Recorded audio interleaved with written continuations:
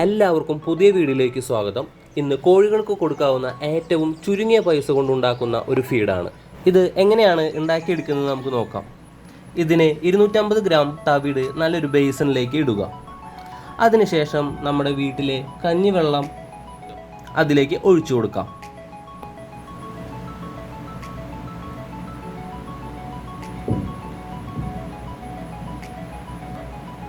എന്നിട്ട് ഒരു വടി ഉപയോഗിച്ച് നല്ല രീതിയിൽ നമുക്കത് ഇളക്കി യോജിപ്പിക്കാം.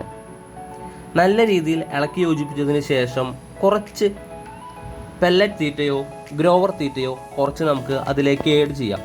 ഇത് ആഡ് ചെയ്യുന്നതിലൂടെ ആ തീറ്റ നല്ല രീതിയിലുള്ള ഒരു കൊഴുപ്പ് ഉണ്ടാക്കിയെടുക്കുന്നു.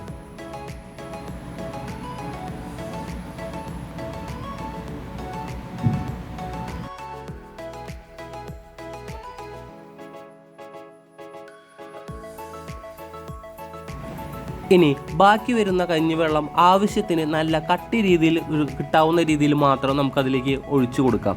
കൂടുതൽ കഞ്ഞിവെള്ളം ആഡായി കഴിഞ്ഞാൽ അത് നല്ലൊരു ഒഴുകുന്ന രൂപത്തിലേക്ക് മാറും. അങ്ങനെ ഒരിക്കലും ചെയ്യരുത്. നല്ല കട്ടിയിൽ കിട്ടുന്ന രീതിയിൽ വേണം നമ്മളിതിലേക്ക് ആവശ്യത്തിന് ഒഴിച്ചു കൊടുക്കാൻ.